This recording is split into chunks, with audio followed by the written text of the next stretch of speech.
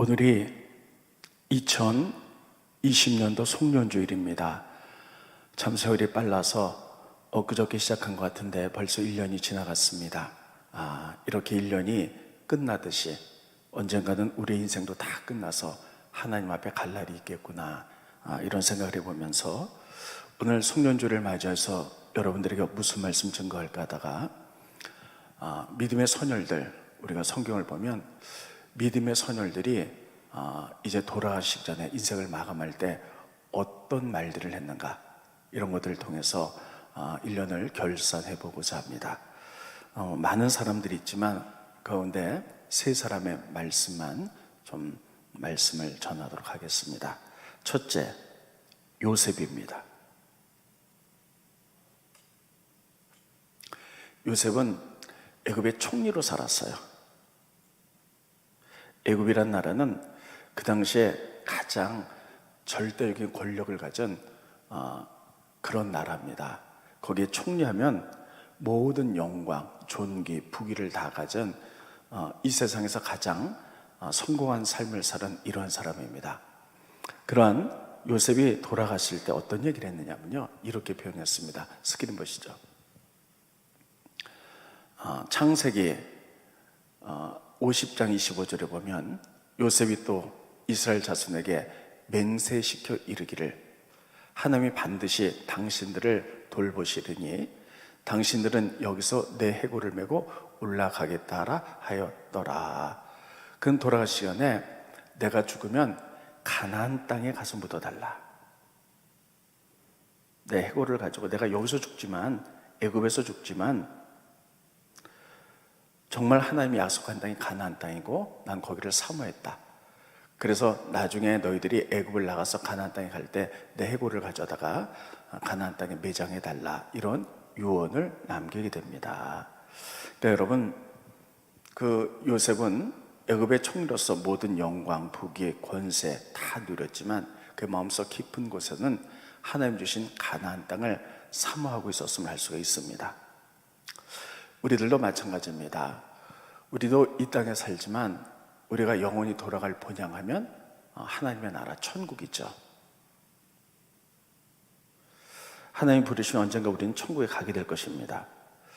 근데 참 이상한 거는요, 우리들이 신앙 처음 예수를 영접하고 예수를 믿기 시작했을 때는 천국에 대한 소망이 참 많았어요. 근데 시간이 지나면서 이 땅의 삶을 치열하게 살다 보니까요, 천국의 삶보다는 이 땅의 삶에 대해서 더 많은 관심을 갖는 것을 우리들이 스스로 체험하곤 합니다. 그러다 보니까는 우리의 신앙의 궁극적인 목적, 요셉이 가나안 땅을 늘 사모했듯이 우리가 천국을 바라보는 삶을 자꾸만 소홀히 하는 것을 알 수가 있습니다. 요즘 코로나라서 제가 혼자 제 사무실에 있는 시간이 깁니다. 그러다가 지난주에 유튜브를 통해서 신성종 목사님이란 목사님의 천국과 지옥에 대한 간증을 들었습니다. 신성종 목사님 하시면 많은 분들이 아실 것입니다. 장로교회 총신의 총장을 역임하셨고요, 대단한 신학자시죠. 그러다 나중에 우리나라의 굴지교회인 서울의 충현교회 담임을 하셨어요. 그래서 굉장히 지적인 설교, 이런 설교를 하다가 그가 어느 날 천국과 지옥을 경험하게 됩니다. 그리고 나서 그가 생각한 것은 우리가 이 땅의 삶에 치열하게 사는 것도 중요하지만 정말 중요한 것은 우리가 돌아갈 본향, 천국. 우리가 이 땅에서 많이 살아야지 80년, 90년인데 이 땅의 삶에서 어떻게 살았냐에 따라 천국이 결정이 되는데, 그 천국은 100년, 200년이라 영원한 천국인데, 영원한 천국과 지옥을 경험한 다음에 정말 우리가 천국에 대해서 잘 많이 얘기를 안 했구나. 그래서 그 다음부터는요, 그분이 대단한 지적인 신학자가 천국과 지옥에 대해서 간증을 하면서 쭉 오래전부터 다니셨어요. 그래서 제가 지난주에 사무실에서 유튜브를 통해서 그 간증을 들었습니다. 그것을 들으면서 저도 많이 생각해 봅니다. 우리가 이 땅에 삶에 너무 치열하게 살기 때문에 우리의 신앙의 궁극적인 목적, 천국에 대해서 우리가 너무 말을 안 하는구나, 이런 생각을 보면서 신앙의 가장 중요한 것은 천국이다. 여러분, 최근에 천국에 대해서 얼마나 생각해 보셨나요? 이 땅에 대해서 많은 것들을 생각했지만 돌아갈 본향 천국에 대해서 우리가 자꾸만 희석되는 것을 볼 수 있습니다. 정말 신앙의 궁극적인 목적, 첫 번째는 천국이라는 사실을 기억하시기를 예수님 이름으로 축원드리겠습니다. 그래서 요셉은 이 땅에서 모든 부귀와 영광을 누리며 살았지만 그의 마음속의 소원은 하나님이 주신 가나안 땅, 내가 죽으면 내 고를 거기에 가져가서 묻어달라, 이렇게 표현했습니다. 그러면 요셉이 가나안 땅, 우리로 말하면 영적인 천국만 늘 바라봤냐? 그건 아니죠. 신앙의 궁극적인 목적인 천국이지만 요셉도 이 땅에 주어진 삶 속에서 자기에게 주어진 하나님의 뜻과 계획들을 최선을 다한 것을 알 수가 있어요. 여러분, 요셉을 하나님 이 땅에 보내신 계획과 뜻, 이유는 뭘까요? 두 가지입니다.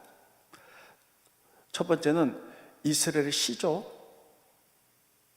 한 70명 정도 된 그때 요셉이 태어났죠. 이것을 민족으로 만들어라, 이런 기틀을 잡으라, 이런 뜻과 계획 가운데 요셉이 태어났습니다. 사실 여러분, 그 요셉 시대 때는요, 하나님이 아브라함을 통해서 가나안 땅에 들어가게 만들죠. 그래서 아브라함이 낳고 해서 요셉 때 한 70명 정도 시족이 됐습니다. 그런데 이스라엘 나라는 반도라서 밑에는 애굽, 이집트란 큰 나라가 있고 위쪽에는 메소포타미아, 큰 나라들이 있어요. 그래서 이 두 큰 대국들이 전쟁을 하게 되면 가나안 땅은 늘 전쟁터가 됐고요. 이 70명은 고래 싸움에 새우등 터진다고 이들은 흔적도 없이 다 사라질 수가 있어요. 그래서 하나님께서는 이 시족 이스라엘의 70명을 200만의 민족으로 만들기 위해서 요셉을 애굽으로 보내고 요셉을 총리로 만드신 다음에 이스라엘 민족을 70명을 애굽에서 400년을 살게 만듭니다. 그래서 가장 좋은 땅, 애굽 땅, 고센 땅에서 그들이 400년을 지내면서 200만의 민족이 돼요. 그래서 민족을 이루라고. 그래서 요셉을 이 땅에 보내신 하나님의 뜻과 계획은 뭐냐면, 첫째, 이스라엘 시족을 민족으로 만들기 위한 기틀을 잡으라고 요셉을 보냈고, 요셉은 이 일에 최선을 다했어요. 두 번째, 하나님이 요셉을 이 땅에 보내신 이유는 뭐냐면요, 하나님의 나라를 위해서 경제적인 틀을 잡으라. 그래서 요셉은 이 일도 최선을 다했습니다. 요셉이 특별히 총리가 돼서 한 것 중에 하나는 애굽의 토지법을 기틀을 마련했다는 겁니다. 스크린 보시죠. 창세기 47장 26절에 보면 요셉이 애굽의 토지법을 세웠다. 그래서 그 5분의 1이 바로에게 상납되나, 여기 보면 토지법을 만들었다는 거예요.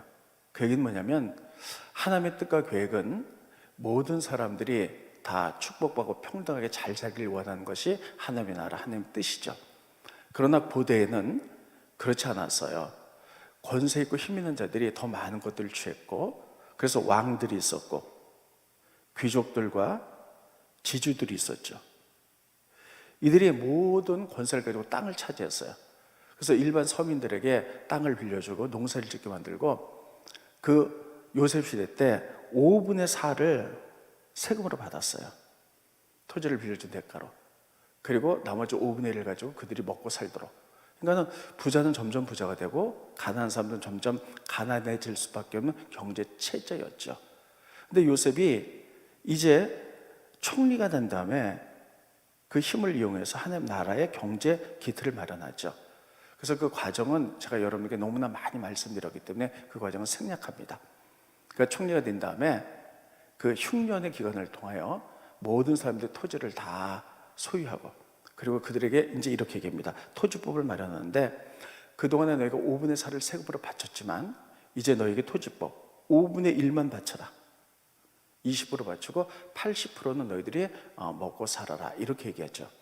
예전에는 20% 갖고 먹고 살았는데 이젠 80% 갖고 먹고 살아라, 이렇게. 그러니까 그 서민들이 이렇게 부자로 그들이 또 넉넉하게 살아갈 수밖에 없습니다. 이런 제도를 마련했어요. 그것을 하나님이 요셉을 이 땅에 보내신 하나님의 목적과 계획들입니다. 그래서 요셉은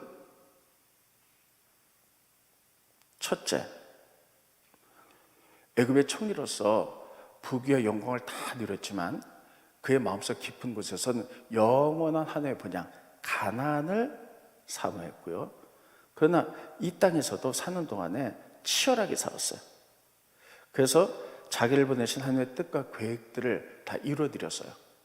그래서 그가 했던 것은 뭐냐면, 첫째, 이스라엘 시족을 민족으로 만들었고, 애굽의 총리의 권세를 이용해서 그 다음에 토지법을 마련해서 하나님의 경제 제도의 기틀을 마련해 놨습니다.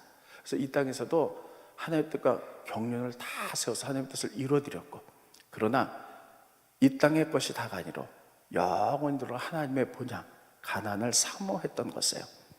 여러분, 이렇게 1년이 지나갑니다. 이렇게 1년이 지나고 10년이 지나고 20년이 지나고 30년이 지나면 우리 모두 하나님 나라에 가게 될 것입니다. 그래서 우리가 이 땅에서도 치열하게 살아야겠지만 영원한 하나님의 본향, 우리가 돌아갈 본향, 천국을 사모하시고요. 뿐만 아니라 이 땅에서도 우리를 향하신 하나님의 뜻과 계획들을 다 이루어드리는 여러분과 제가 되시기를 예수님의 이름으로 축원드리겠습니다. 그런데 여러분, 우리는 예수님을 닮아야 되죠. 근데 예수님이 그러셨어요. 예수님도 이 땅에서 당신을 향한 하나님의 뜻을 다 치열하게 이루어드린 것을 알 수가 있어요. 그래서 예수님 늘 이렇게 말씀하셨죠. 스크린 보십니다. 요한복음 17장 4절에 보면, 아버지께서 내게 하라고 주신 일, 그것을 내가 다 이뤄도 아버지를 이 세상에서 영화롭게 하고 내가 돌아가겠습니다. 내가 돌아갈 본향은 천국입니다. 그러나 아버지께서 나에게 하라고 하신 일, 그 사명, 십자가 지는 거죠. 이것을 다 이뤄서 하나님께 영광 돌리고 내가 천국으로 돌아가겠습니다.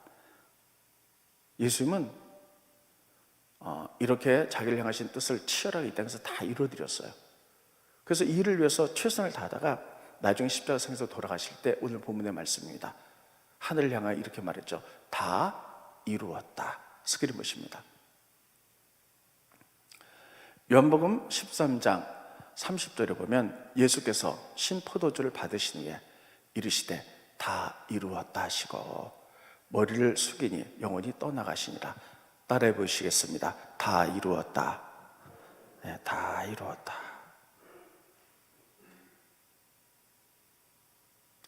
저는 지난주에 이 말씀을 묵상해 보면서요, 1년을 이렇게 보냈는데 여러분이나 저나 올해 코로나 때문에 참 많은 일들을 못했습니다. 예배도 제대로 많이 드리지 못했고, 그리고 우리 교회를 향하신 하나님의 뜻과 계획들도 우리가 모일 수가 없으니까, 활동할 수가 없으니까 많은 것들을 못 이루어드렸어요. 그런데 참 이 말씀을 비춰볼 때 우리 참 많이 환경이 열악해서 이렇게 됐구나, 이런 생각을 해봅니다. 그러면서 한편으로는요, 그러나 지금 환경이 이렇다 할지라도 이 코로나가 언제까지 가진 않겠지, 아마 내년 봄 지나고 여름이면 끝나지 않을까, 이런 생각을 해보면서요, 그럼 그때 그 외에 더 치열하게 여겨서 지금은 우리가 준비하는 기간으로 갖자. 그래서 좀 더 기도하고 좀 더 말씀으로 살기로 결정하면서 말씀 읽고 단단하게 기초로 준비해 놓는다면 오히려 이보 전지를 위한 일부 후퇴가 되겠다 생각하면서 우리들이 다 이루어드리기 위하여 우리가 준비하는 기간이 됐으면 좋겠다, 이런 생각을 해봅니다. 아무튼 첫 번째, 요셉은 그가 돌아가실 때 마지막 한 말이 내 해골을 가나안 땅에 묻어다오. 그는 이 땅에서도 하나님의 뜻을 이루기 위해서 대단한 삶을 살았지만 그 사람의 마음속에는 영원한 천국을 사모했듯이 우리들도 이 땅에서 우리가 치열하게 살아야 되겠지만 우리가 돌아갈 본향 천국이 있다는 것을 늘 기억하면서 살아가기를 예수님 이름으로 축원드리겠습니다. 두 번째는 예수님이에요. 예수님 십자가에 달려 돌아가시기 전에 그분은 많은 일들을 하셨어요. 근데 대표적인 것이 뭐냐면 예수님은 첫째, 용서하시고 두 번째, 사랑하시고 끝까지 섬기셨어요. 예수님은 우리의 신앙의 삶의 모범이 되십니다. 그래서 예수님이 하셨던 말, 행동, 생각 이런 것들이 우리에게 모범이 되기 때문에 우리는 그것을 보면서 예수님을 따라가는 삶을 살아가는 것이 우리의 제자된 도리라고 저는 분명히 믿습니다. 그분은 용서하셨어요. 끝까지. 그분이 십자가 달려 돌아가실 때 로마 군인이 30cm 되는 나무옷에 손목과 발목에 못을 박았죠. 얼마나 아프셨겠어요. 그래서 뼈가 끊어지고 근육이 찢어지고 신경이 끊어졌죠. 보통 사람들 같으면 자기를 못 박는 로마 군인을 향해서 세상의 욕이라는 욕은 다 한다. 특별히 이스라엘의 역사학자 요세푸스는 그렇게 기록하고 있어요. 십자가에 달려 죽는 모든 죄수들은 그 분노 때문에, 상처 때문에 험악한 말과 욕을 하고 죽는다. 근데 예수님은 그렇지 않고 자기를 십자가에 못 박는 로마 군인을 끝까지 용서했어요. 스크린봇입니다. 누가복음 23장 34절에 보면 이에 예수께서 이르시되 아버지 저들을 사하여 주옵소서. 저들을 용서해 주십시오. 자기를 십자가에 못 박는 로마 군인들을 용서해 달라. 돌아가시기 전에 용서하시고 돌아가셨어요. 그렇다면 여러분, 우리들도 1년을 마감하면서 우리들이 지금 해야 될 것은 우리가 사람과의 관계 속에서 1년을 살았습니다. 혹시 사람과의 묶인 것이 있고 사람들이 나에게 말로 상처 준 것도 있고 내가 다른 사람을 말로 상처 준 것도 있어요. 그런 것이 있다면 우리가 올해가 가기 전에 용서하고 새해를 시작하는 것이 예수님을 따라가는 삶이요 마땅한 삶이다. 저는 그렇게 분명히 믿습니다. 여러분, 그래요. 저는 이 말씀을 묵상해 보면서 이 땅에 시간과 공간의 개념을 주신 하나님께 정말 감사해요. 하나님 나라는 시간의 개념이 없어요. 그냥 영원한 나라죠. 근데 이 땅에는 하나님 만드실 때 해, 달, 별을 만드시고 시간을 만드셨어요. 그래서 이 시간이 있다는 것이 얼마나 감사한지 몰라요. 왜냐하면요, 우리들이 하루라는 시간이 있잖아요. 그러면 저녁이 되면 우리들이 저녁에 자기 전에 잠깐 하루를 묵상해 보죠. 그래서 혹시 뭐 잘못한 건 없나? 그리고 내가 또 잘한 건 뭔가? 또 이런 부분을 놓고 우리가 잘못한 부분 회개하고 저녁에 용서해 주십시오 하고 아침에 또 잠을 잔 다음에 일어난 다음에 새 마음으로 또 시작하죠. 이게 시간이 있기 때문에 잘못을 회개할 수 있는 시간, 새롭게 시작할 시간이 있는 거예요. 일주일의 삶도 마찬가지예요. 하루하루 이렇게 지나서 또 일주일의 끝, 우리가 주일이 되면 일주일을 돌아보면서 잘못한 것을 회개하고 말씀대로 살아야지 새롭게 시작하죠. 한 달도 마치고 마찬가지고 1년도 마찬가지입니다. 아마 우리가 우울하게 올해 1년이 끝나지만 이게 연말이 되면 생각할 거예요. 1년을 돌이켜보면서 내가 잘못된 건 뭔가. 또 그리고 우리가 내년에는 좀 더 새롭게 다르게 바르게 살아야지.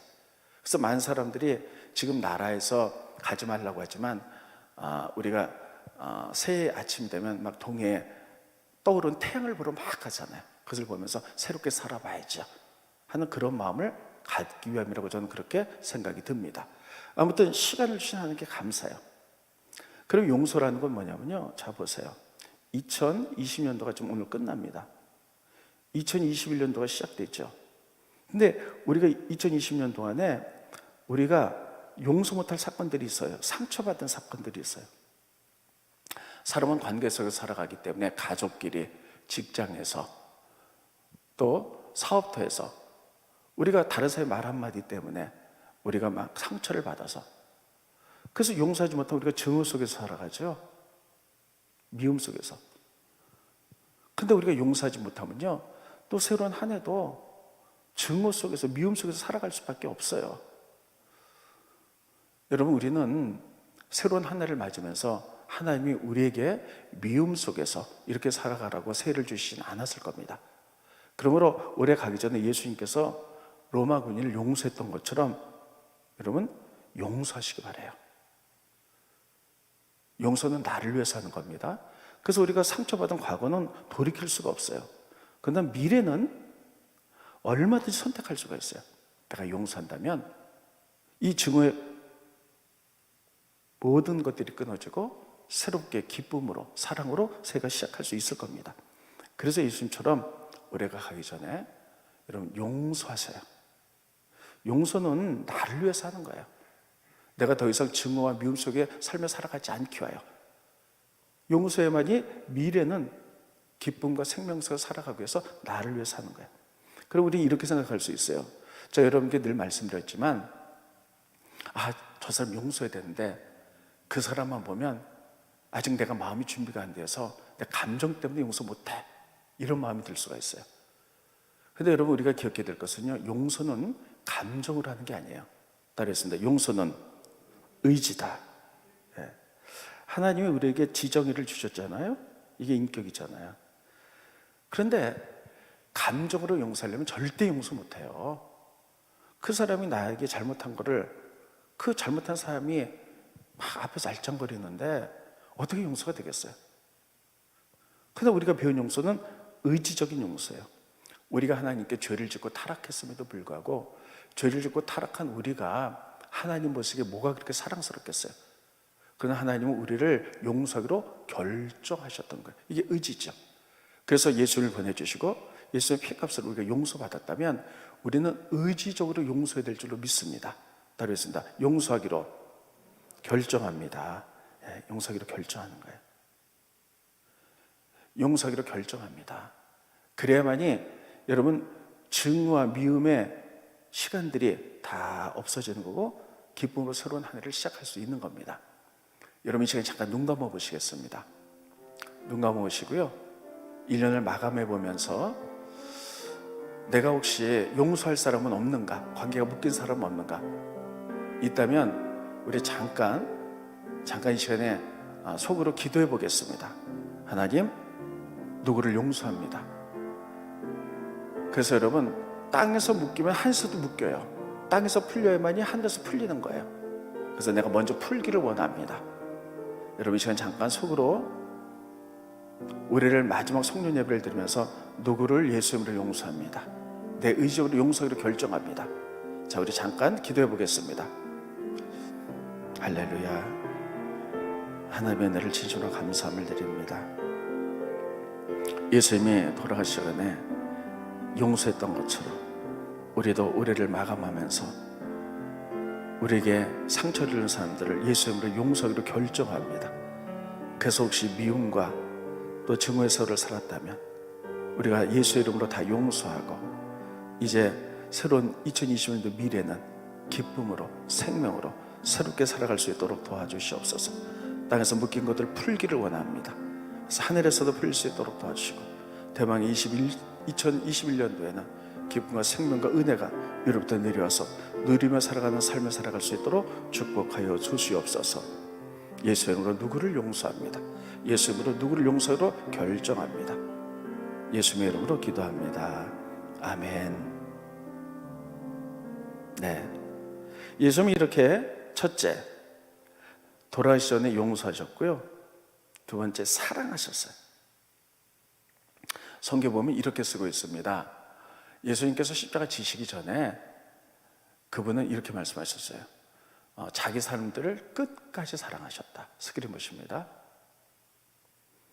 요한복음 13장 1절에 보면 유월절 전에 예수께서 자기가 세상을 떠나서 아버지께로 돌아가실 때가 이른 줄 아시고 세상에 있는 자기 사람들을 사랑하시되 끝까지 사랑하시니라. 따라해 보겠습니다. 자기 사람들을 사랑하시되 끝까지 사랑하시니라. 끝까지 사랑이다. 근데 이 끝까지 사랑이 어떻게 돼 있느냐, 이게 13장 1절이잖아요. 그 사랑의 모습이 제자들을 섬김의 모습으로 나타나요. 자, 13장 1절이죠. 그 다음에 보겠습니다. 스크린 13장 4절과 5절에 보면 끝까지 사랑인데 그 사랑이 행동으로 드러나는데 어떤 것이냐, 저녁 잡수시던 자리에서 일어나 겉옷을 벗고 수건을 가져다가 허리에 두르시고 이에 대야 물을 떠서 제자들의 발을 씻으시고 그 두르신 수건으로 닦기를 시작하여 제자들의 발을 닦아주셨다. 섬기셨다.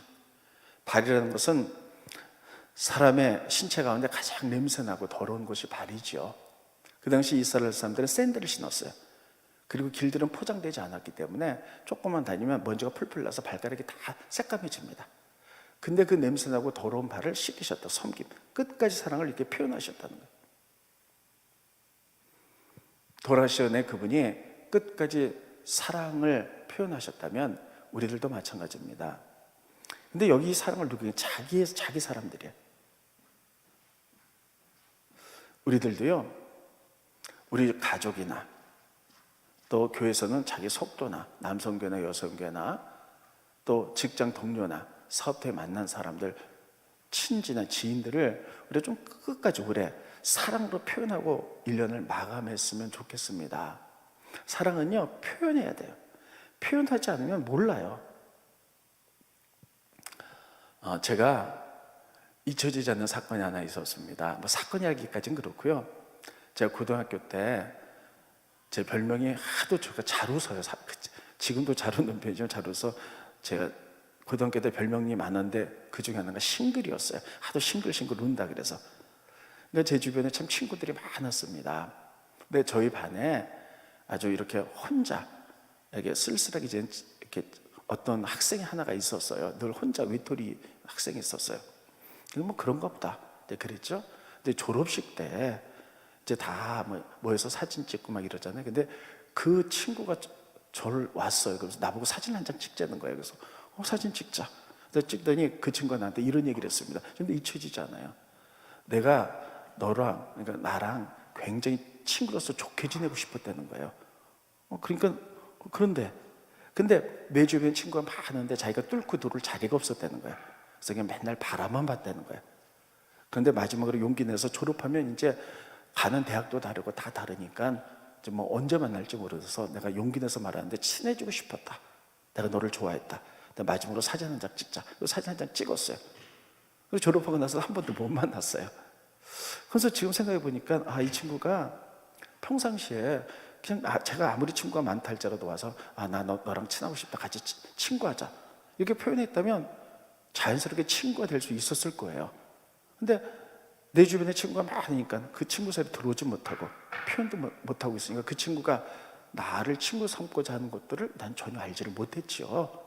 그런 것들을 표현했다면 더 좋은 사이로 나갈 수 있었을 텐데 그냥 이렇게 끝나버린 이런 일들이 고등학교 졸업식 때 있었습니다. 이것을 보면서 느끼는 거는 표현해야지 않구나. 저희 교회가 초상이 참 많이 나요. 그래서 정말 벽제 승하원에 정말 많이 갑니다. 벽제 승하원에 가보면요, 글귀들이 다 사람들이 돌아가시기 전에 다 쓴 글귀들이 다 있어요. 그렇게 보면요, 사람들이 돌아가시기 전에 제일 많이 하는 말이 뭐냐면요, 더 많이 사랑할 걸, 더 많이 사랑할 걸, 사랑한다고 말할 걸 표현하지 못했다는 거.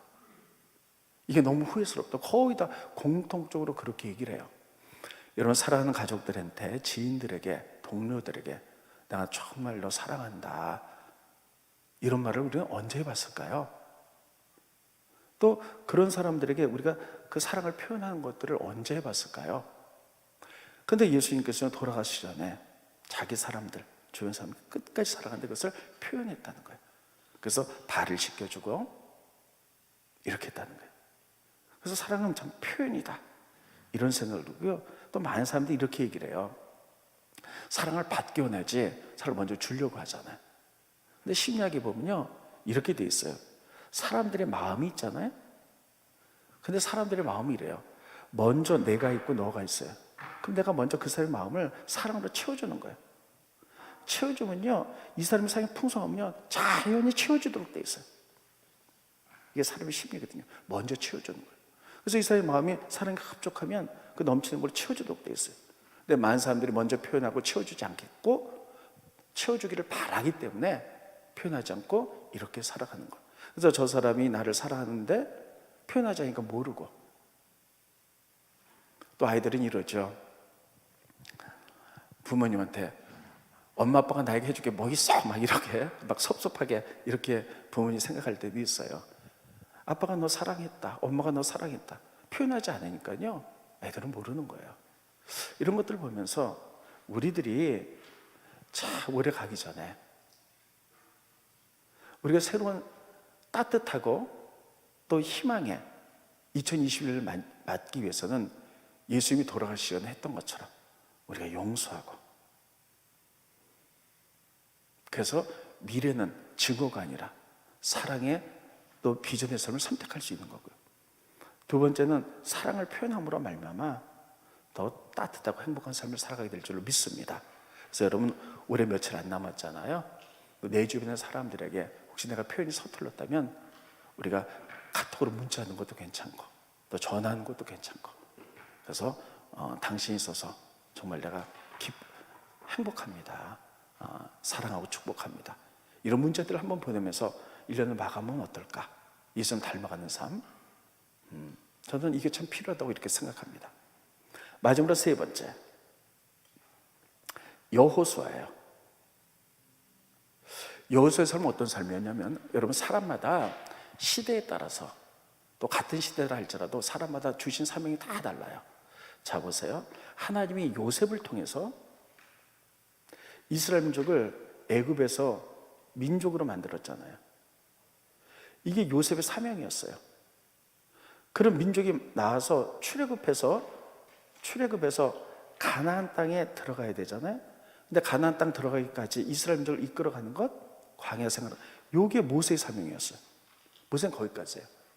그러면 가나안 땅에 들어가서 가나안 민족을 쫓아내고 이스라엘 민족이 가나안 땅에서 살 수 있도록 그 땅을 하게 했던, 이게 여호수아의 사명이었어요. 그러니까 여러분, 각 시대에 따라서 다 사람들의 사명이 다른 거예요. 요셉의 사명이 다르고 모세의 사명이 다르고, 그리고 여호수아의 사명이 달라요. 그래서 내가 해야 될 이 시대의 사명이 뭔가를 우리가 분별하는 것은 너무나 중요합니다. 근데 여호수아는요, 이스라엘 민족을 이끌고 가나안 땅에 들어갔어요. 그래서 그들을 다 정복하고 그 땅을 이스라엘 민족에게 나눠줬죠. 그 다음에 그가 돌아가실 때 한 말이 있어요. 이스라엘 민족을 향해서 이렇게 얘기합니다. 오늘 선택해라. 나와 우리 집은 하나님만 섬기겠다. 너희도 어떡할래? 근데 이스라엘 민족이 우리도 하나님만 섬기겠다, 다 이렇게 얘기를 하죠. 그래서 그 다짐을 받고 돌아갔어요. 스크린 보십니다. 여호수아서 24장 15절에 보면 이렇게 쓰고 있습니다. 만일 하나님을 섬기는 것이 너에게 좋지 않게 보이거든 너희 조상들이 강 저쪽에서 섬기던 신들이든지 또 너희가 거주하는 땅에 있는 아모리 족속의 신들이든지 너희가 섬길 자를 오늘 택하라. 오직 나와 내 집은 여호와를 섬기겠노라 하니, 그들에게 선택했어요. 나와 내 집은 하나님 섬길 텐데 너희 어떡할래? 우상 섬길래? 하나님 섬길래? 근데 그들이 하나님 섬기겠다고 다 결정을 합니다. 맹세를 해요. 왜 이런 일을 했을까요? 여호수아는 그들을 잘 알았기 때문이에요. 그들이 분명히 하나님을 믿지만, 여러분, 참 출애굽기와 민수기 이런 걸 보면요, 하나님 믿지만 사람이 참 의식주, 이 기본적인 것들이 궁핍하면요 바로 배반해요. 원망하고 불평하고요. 이스라엘 민족에 가다가 먹을 것 없으면 바로 원망하고, 입을 것, 마실 것 없으면 바로 원망하고 불평하잖아요. 이 기본적인 것들이 좀 결핍되면요 바로 원망하고 우상 섬기고 타락한 것을 경험을 알았기 때문이에요. 그래서 하나님 섬겨라 이렇게 얘기를 하죠. 그러니까 그들이 섬기겠다는 거예요. 그러니까 하나님 섬김에 그냥 구체적으로 어떤 것이냐는 거예요. 그래서 그는 또 이렇게 얘기합니다. 스크린 보시죠. 여호수아서 23장 6절에 보면 그러므로 너희는 크게 힘써, 따르겠습니다. 크게 힘써서 모세의 율법책에 기록된 것을 다 지켜 행하라. 그것을 떠나 우로나 좌로나 치우치지 말라. 말씀의 정도를 걸었는데, 말씀의 정도를 걸어서 좌로나 우로나 흩어지지 않게 해서는 크게 힘써야 된다는 거예요. 따르겠습니다. 크게 힘써라. 크게 힘써. 하나님의 말씀을 지켜라. 그래야만 하나님 섬길 수 있다는 거예요. 그래서 그들은 아멘 했어요. 근데 여러분, 올해 우리가 가기 전에 이런 거 한번 결정해 보시기 바라요. 나는 2021년도에는 나와 내 가족은 하나님을 섬기기로 결정합니다. 여러분, 이렇게 선포하고 결정하는 것과 그냥 새해를 맞는 것과는 전혀 다릅니다. 하나님의 인격이라서 지정의가 있으시죠? 그래서 우리도 지정의가 있어서 의지를 사용해서 2021년도에는 제가 크게 힘써서 내가 믿음의 정도를 가겠습니다. 1년 동안 내가 성경을 꼭 읽도하겠습니다. 아니면 하루에 꼭 30분 이상 기도하겠습니다. 성경을 꼭 읽고 내가 어떤 일을 하겠습니다. 이렇게 결정할 때에 성령께서 우리 의지 가운데 기름 부으셔서 그걸 할 수 있도록 도와주시는 거예요. 그래서 여호수아는요 그렇게 했어요. 크게 힘써라. 말씀대로 살기로 자로나 우로나 흩어져 결정해라. 그래서 나와 우리 집은 하나님만 섬기겠다. 한번 여러분 오늘 집에 가셔서요 가족들이랑 모였을 때 한번 그렇게 선포해 보세요. 각각 우리 집은 내년도에도 하나님만 섬기기로 결정한다. 한번 따르겠습니다. 내년에도 우리 집은 하나님만 섬기기로 결정한다. 그래서 자녀들한테 또 다 물어보세요. 1년 동안 하나님 섬기기로 어떻게 할래? 그럼 나는 공부하기 전에 성경을 한 장 읽고 1년 동안 하겠습니다. 또 혹은 내가 하루에 꼭 시간을 정해두고 10분 이상 매일 기도하겠습니다. 여러 가지가 있을 거예요. 이렇게 선포하고 결정하고 시작하셔야 돼요. 그 후에 성령께서 기름 부으실 줄 믿습니다. 근데요 이렇게 선포했잖아요.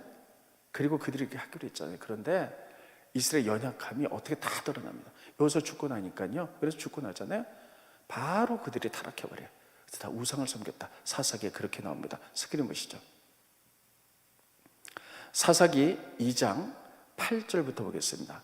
여호와의 종 눈의 아들 여호수아가 110세의 죽음에 8절이죠. 11절부터 보면 이스라엘 자손이 여호와의 목전에서 악을 행하여 바알들을 섬기며 애굽 땅에서 그들을 인도해 내신 그들의 조상의 하나님 여호와를 버리고 다른 신들 곧 그들의 주에 있는 백성들의 신들을 따라 그들에게 절하여 여호와를 진노하게 하였다. 여러분 그렇습니다. 중요한 것은요 올해 가기 전에 가족들과 함께 하나님만 섬긴다라고 선포하셔야 돼요. 선포하고 안 하고 그렇게 결정하고 안 하고 굉장히 큰 차이가 있어요. 반드시 올해 가기 전에 이거 하셔요. 그래서 그들이 그렇게 하기로 결정하잖아요. 결정했고 선포했음에도 불구하고 여호수아가 죽으니까요 환경이 어렵다 보니까요 바로 돌아서 세상으로 나가요. 제가 이 선포가 이렇게 중요하냐? 지금 코로나로 인하여 우리 예배를 잘 모일 수가 없잖아요. 그러나 이 중에서 정말 이것을 기회로 삼아서 열심히 기도하고 믿음이 성장한 사람이 있는가 하면 반면에 믿음이 나태해져서 이제 교회를 신앙생활 게을리하고 이런 사람들이 아마 코로나 끝나면 어마어마한 일들이 벌어질 거로 다 모든 사람들이 예상하고 있어요. 이것들을 우리들이 미리 믿음으로 전진해 나가기 위해서 선포해야 되겠고요. 보세요. 선포는 했지만 여호수아가 죽으니까 바로 돌아섰잖아요. 코로나로 인하여 경제적인 어려움, 세상에 대한 불안감, 미래에 대한 막연함, 두려움, 불안감이 있기 때문에 사람들이 이제 선포하지 않으면 바로 믿음이 떨어질 거예요. 여러분 우리가 믿음을 세우는 데는 수년이 걸려요. 5, 6년이 걸리는데 떨어지는 건 순식간이에요. 그러니까 믿음이 떨어지지 않게 해서 우리를 향하신 하나님의 뜻을 계획을 이루기 위해서 선포해야 되겠고요. 그리고 환경이 어렵다 할지라도 작심 3일이라 그러잖아요. 우리가 매일 선포하셔야 된다. 믿음이 떨어질 때도 선포하고 난 하나님만 섬기겠습니다. 난 어떻게 하겠습니다. 기도 생활에 최선을 다하겠습니다. 저도요 아침에 출근하면 계획표를 세워요. 몇 시부터 몇 시까지 뭐하고 그렇게 하지 않으면 시간을 너무 헛되이 써버려요. 그리고 이렇게 하겠습니다 선포하지 않으면요 그냥 시간과 더불어 막 흐트러져요.